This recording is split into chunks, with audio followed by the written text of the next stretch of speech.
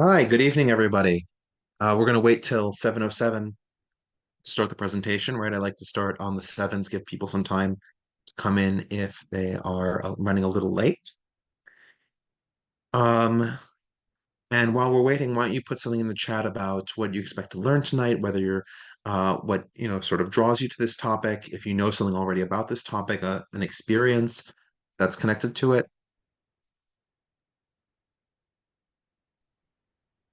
Hi, Richard. Hi, Jason, how are you? I'm fine. How are you? Great to Good. have the chance to talk to you.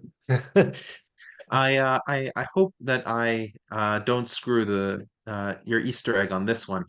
Oh, Um, no, I like it. And so lucky that tomorrow my group is going to talk about Qin Shi or the Qin dynasty.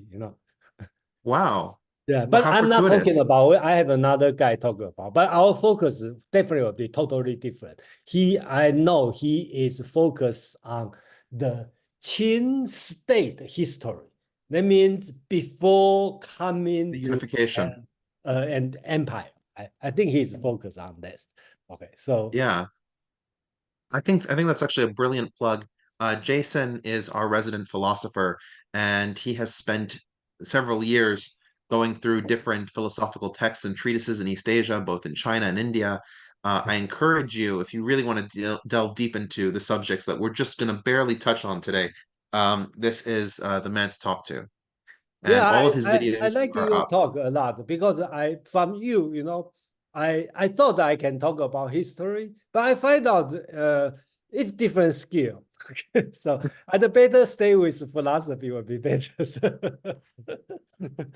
If it makes you feel better, I feel the same way, right? Like if I were to take out a text and do a long, rigorous study, for me that would be more difficult, and more difficult to make exciting, right?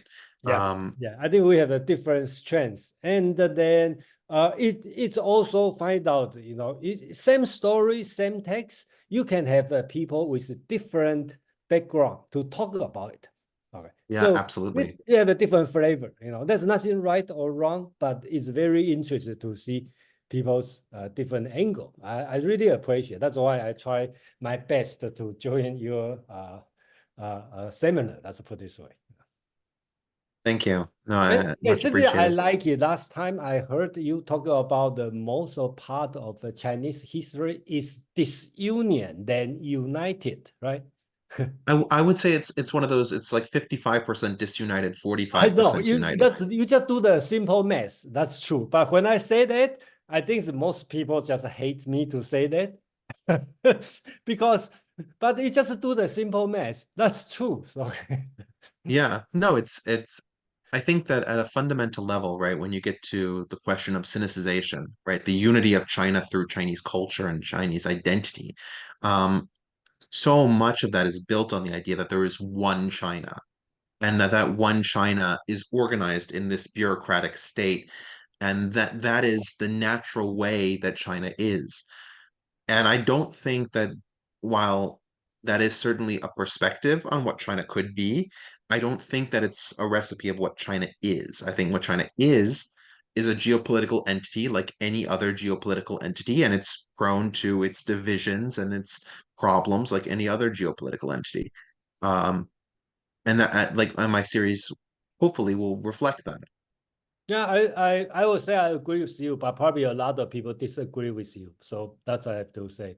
But Yeah. forget about whether or not it's one culturally or nationally. But just look at the mass, right? Look at the number. Actually, it's less than 50% united. Okay, so that, Yeah.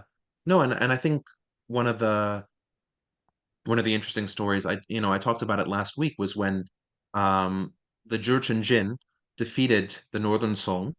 Um the Southern Song were actually opposed to the reinstatement of the Northern Song as a new dynasty, and they were willing to make peace with the Jin because if the Northern Song were to be rehabilitated, that would create two Chinas, right? At least with the Jin, you could make the argument that the Jin were barbarians and therefore they weren't China, and the Southern Song would take the territories later. But so you have this sort of weird perception that more than one China would actually be a problem. It's not a problem, but I think the Song dynasty, in my understanding, could be one of the best dynasties. No, it was definitely a cultural flowering of Culturally culture. rich. So you need a Yes. good cultural society, you need a weak state. That's my understanding. I think that's right, because if you have a strong state like the one we're going to talk about today, Yeah. not a lot of cultural development. Um, all right, Okay, I we're give getting back to close to. you. Sorry? I hope I don't interrupt you too much. And No, then, no, I usually wait till 7:07 to start to give okay, people a yeah. little bit of time So your to come time, in. you are not doing next week? Correct.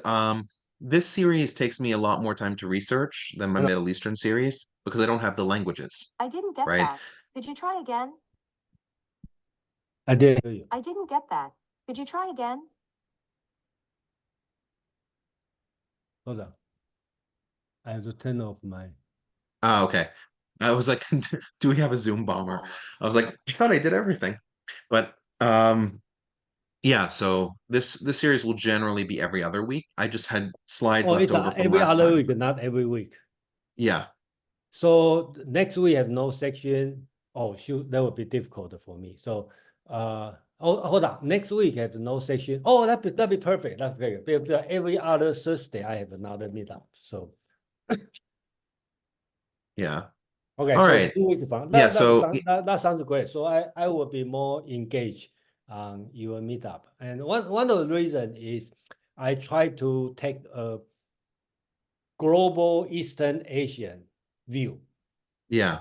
Everything. Okay, not only historically, also philosophically. I want to take a little bit higher point of view. So I think that this section definitely will help me a lot. So Yeah, no, I hope it does. So let's begin. Hi, everybody.